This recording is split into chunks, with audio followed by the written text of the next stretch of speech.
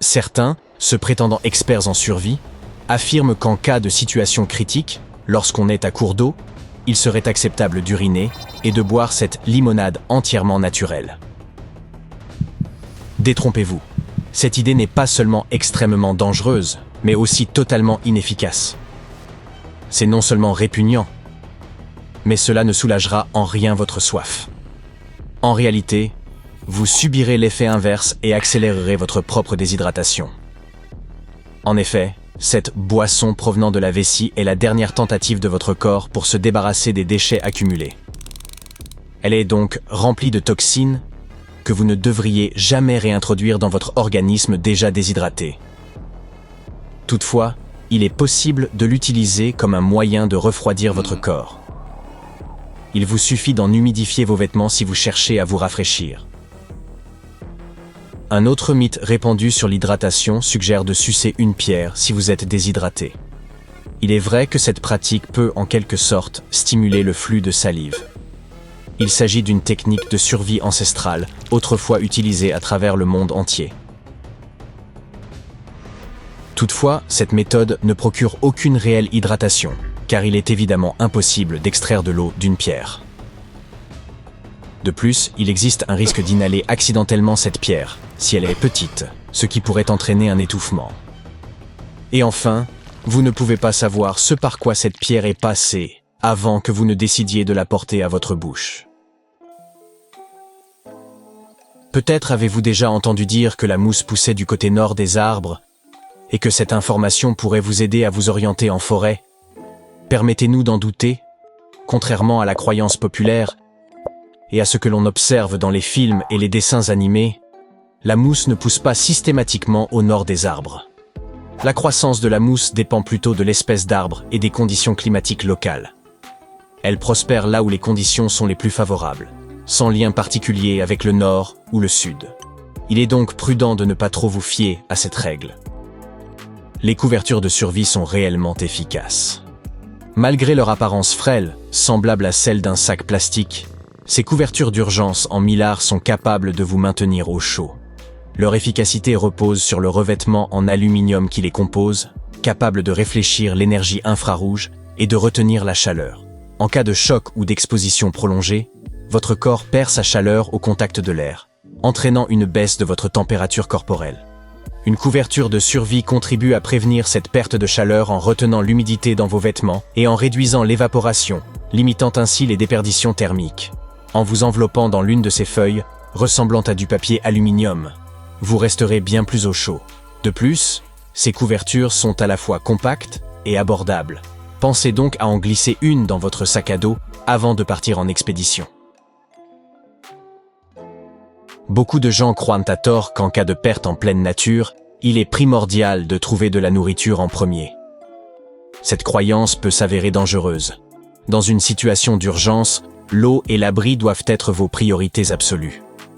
Une étude publiée en 2009 révèle que l'être humain peut survivre jusqu'à 2 mois sans nourriture et entre 8 et 21 jours sans eau, bien que ces durées varient selon des facteurs individuels et environnementaux. Dans un contexte de survie, il est bien plus vital de trouver de l'eau et un abri que de se procurer de la nourriture. Dans des conditions extrêmes, vous pourriez ne survivre que 3 heures sans abri adéquat et 3 jours sans eau. Assurer votre approvisionnement en eau et un abri convenable augmente considérablement vos chances de survie. Hélas, de nombreuses idées reçues circulent également au sujet de l'hypothermie, comme l'idée qu'un bain chaud pourrait guérir cette condition. Il est effectivement crucial de réchauffer le corps lorsque la température centrale chute en dessous des 37 degrés, mais cette méthode doit être appliquée avec précaution et selon un protocole précis. Plonger une personne en hypothermie dans un bain chaud peut non seulement provoquer une douleur extrême, mais aussi déclencher des complications graves, telles qu'un infarctus. Il est préférable de placer des bouillottes sous les aisselles de la personne ou d'utiliser une technique de réchauffement peau contre peau. Évitez les sources de chaleur intenses, car elles peuvent s'avérer extrêmement dangereuses. Un autre mythe concernant l'hypothermie est qu'il serait préférable de laisser la personne dormir. En réalité, il est essentiel de la garder éveillée pendant le processus de réchauffement. Des symptômes tels que des frissons, une confusion mentale, un discours incohérent ou encore une maladresse prononcée sont des signes d'une hypothermie sévère. Et la somnolence peut rapidement s'installer. Laisser la personne s'endormir peut ainsi entraîner des conséquences graves. Il est donc impératif de veiller à ce qu'elle reste consciente pendant toute la durée du réchauffement. Quant à la question de nourrir une personne en état d'hypothermie, on raconte souvent qu'il ne faut surtout pas le faire. Cependant, ce n'est pas exact dans les cas d'hypothermie légère ou modérée. Le traitement de l'hypothermie diffère du traitement d'un choc classique. Nourrir une personne en état de choc présente des risques, car elle pourrait vomir et s'étouffer en cas de perte de conscience.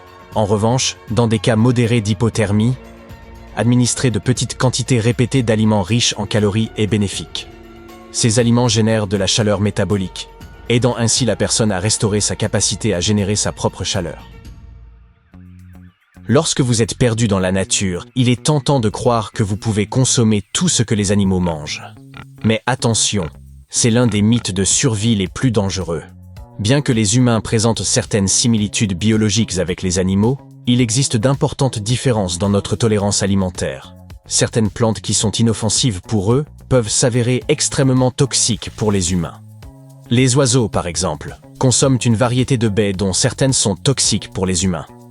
Même les écureuils, bien qu'ils mangent habituellement des noix sans danger pour nous, grignotent parfois des champignons et des fruits qui peuvent nous rendre gravement malades. Ce n'est pas parce qu'un animal consomme quelque chose que cela signifie que c'est sans danger pour vous.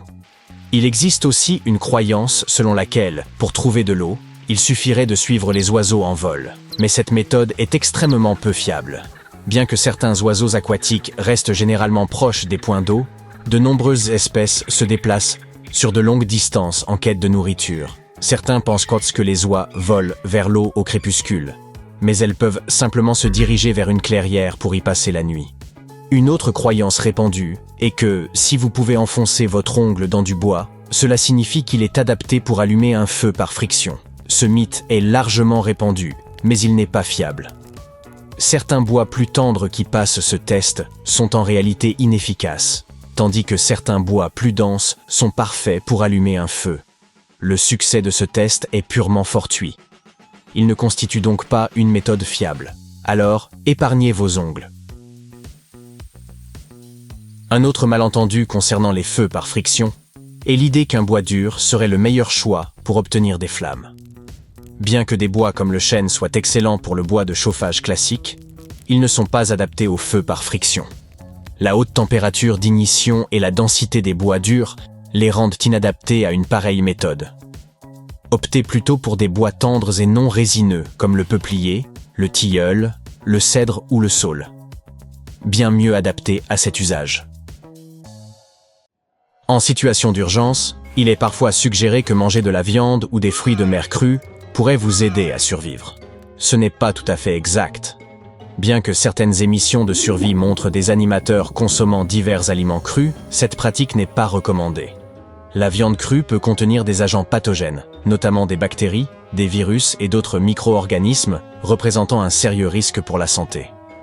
Ils peuvent facilement causer des maladies graves et difficiles à diagnostiquer chez les humains. Bien que beaucoup consomment du sushi sans problème de santé, c'est parce que certains fruits de mer crus provenant d'eau salée sont sans danger et les agents pathogènes qu'ils contiennent ne sont pas nocifs pour nous. Pour minimiser les risques sanitaires, assurez-vous toujours que la viande et les fruits de mer soient bien cuits avant de les consommer. Frotter 2 bâtons ensemble pour faire un feu relève du mythe. Bien que la friction soit une véritable méthode pour créer une flamme, les techniques de feu par friction demandent de la patience, de la pratique et parfois même un peu de chance. Cela peut paraître facile dans les films, mais il ne faut pas être trop confiant et vous dire que vous y arriverez du premier coup, surtout en situation de stress. Si vous tenez vraiment à essayer, privilégiez un mouvement rapide vers le bas plutôt qu'une force excessive.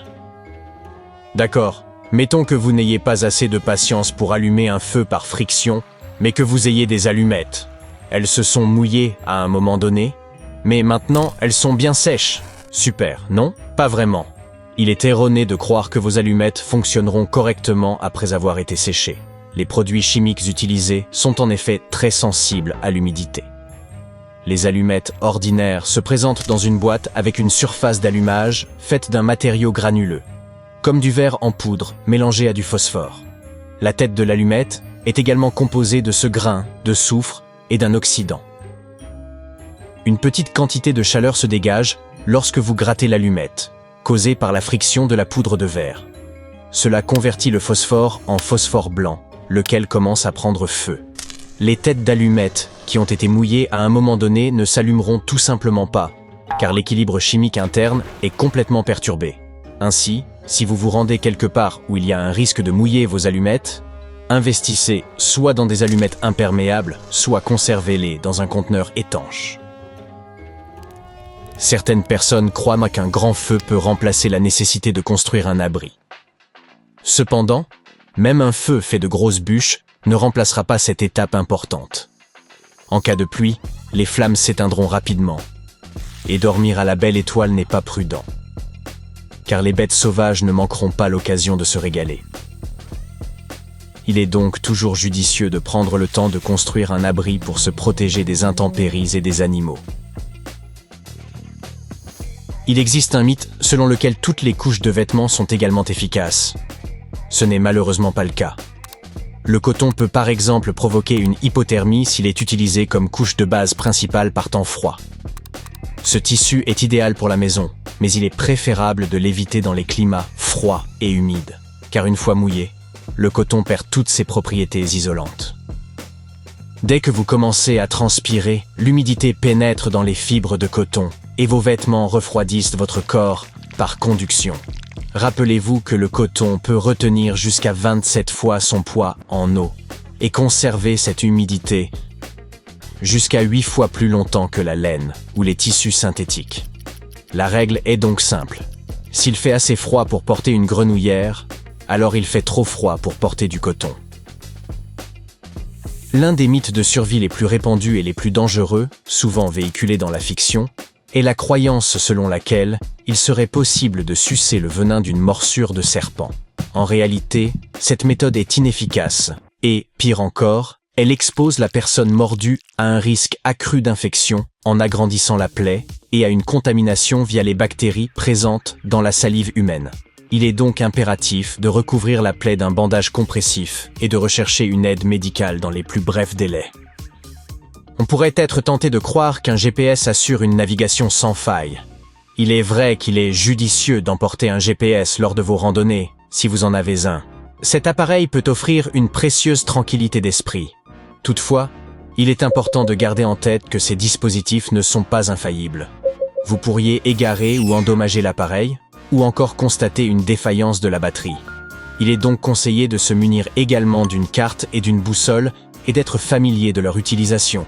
En effet, le repérage ne consiste pas seulement à savoir quelle direction prendre, mais à connaître aussi précisément votre position actuelle. Une idée reçue veut que lorsque l'on se trouve dans un environnement enneigé sans accès à de l'eau potable, consommer de la neige soit le meilleur moyen de se réhydrater. Cette notion est en réalité trompeuse et peut conduire à une déshydratation accrue. En effet, lorsque vous consommez de la neige, votre corps dépense de l'énergie pour la faire fondre et la réchauffer, ce qui entraîne une perte plus rapide de liquide corporel. En outre, consommer de la neige peut entraîner l'hypothermie, une condition particulièrement périlleuse si vous êtes seul en pleine nature. La neige peut également contenir des bactéries nocives, susceptibles de provoquer des maladies. Si vous êtes contraint de consommer de la neige, faites-la d'abord fondre à l'aide d'une source de chaleur. Évitez également la neige qui ne paraît pas blanche et fraîche. Vous voyez de quel type je parle. En cas de gelure, il est essentiel d'agir rapidement. Et il est dangereux de croire qu'il faut appliquer de l'eau chaude sur la zone touchée, car cela peut aggraver les lésions. Si une aide médicale n'est pas immédiatement disponible, retirez tout vêtement mouillé et immergez la partie gelée dans de l'eau tiède. Prévenez le risque de regel en maintenant la partie affectée surélevée afin de réduire son gonflement. Appliquez un bandage sur la zone touchée. Si les gelures concernent vos doigts ou vos orteils, enveloppez-les individuellement et placez des tampons de coton entre chacun d'eux afin qu'ils ne se touchent pas. Et souvenez-vous, il est impératif de ne jamais frotter la zone gelée. Si vous vous retrouvez perdu dans la nature, tentez de localiser un ruisseau ou un petit cours d'eau et suivez-le en aval jusqu'à ce qu'il se jette dans une rivière plus grande, ce qui devrait vous conduire vers la civilisation. Ne croyez pas au mythe selon lequel l'eau serait potable simplement parce que les animaux la boivent. Purifiez toute eau que vous trouvez afin de vous épargner des problèmes de santé, car même l'eau claire peut contenir des micro-organismes dangereux. Il est également malvenu de croire qu'il n'y a aucun risque à boire de petites quantités d'eau salée. En réalité, cela peut entraîner une déshydratation beaucoup plus rapide que de ne pas boire du tout. Utilisez l'eau salée pour rafraîchir votre corps par temps chaud, mais ne la consommez pas. Vous découvrez une grotte alors que vous êtes perdu en pleine nature. Et elle semble un refuge idéal, d'autant que vous avez des allumettes et pouvez trouver du bois à proximité.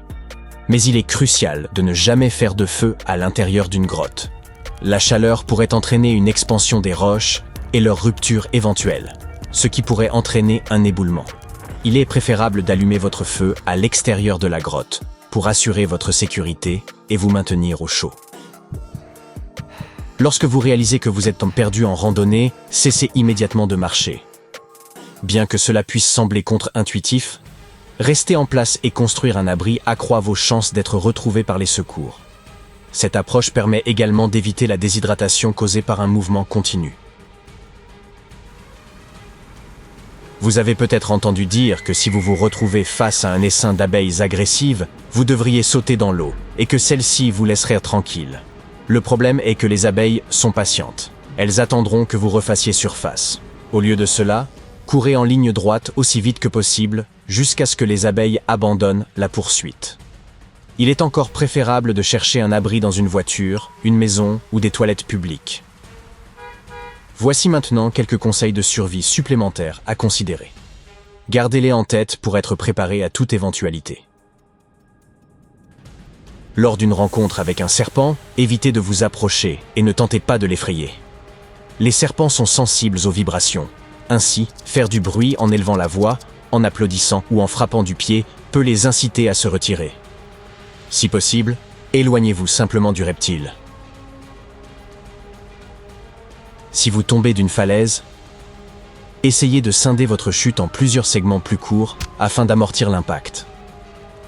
Vous pouvez également vous accrocher à des objets comme des buissons ou des rochers pour ralentir votre descente et améliorer vos chances de survie. En cas de chute à travers la glace dans une eau très froide, n'essayez pas de vous extirper en saisissant directement le rebord car il pourrait se briser. Au lieu de cela, utilisez vos jambes pour vous positionner horizontalement, puis glissez-vous lentement sur la glace. Une fois contre la surface, écartez-vous pour répartir votre poids et éviter que la glace ne se rompe. Si vous rencontrez un tourbillon en mer, restez calme. Analysez le sens de sa rotation, longez le bord et exploitez le courant pour vous éloigner du danger. Si vous êtes pris au piège, prenez une profonde inspiration et attendez le moment propice pour nager vers la sécurité lorsque le tourbillon s'affaiblit. Si vous êtes piégé sous des débris durant un tremblement de terre, il est essentiel de protéger votre système respiratoire et de conserver vos réserves d'air. Utilisez votre chemise comme une couverture improvisée pour protéger votre visage de la poussière tout en tentant de rallier la surface. Lorsque vous êtes pris dans des sables mouvants, veillez à garder la tête et les bras au-dessus de la surface. Remuez lentement les jambes pour permettre au sable mouvant de combler l'espace et créer davantage de place pour bouger. Allongez-vous sur le dos pour augmenter votre surface de contact et faites de petits mouvements pour vous dégager. Si vous n'avez plus de petits bois pour allumer un feu, vous pouvez utiliser des snacks, comme les chips. Grâce à leur teneur élevée en matière grasse, elles peuvent servir de substitut efficace aux feuilles sèches. Les spaghettis peuvent également servir en cas de besoin urgent.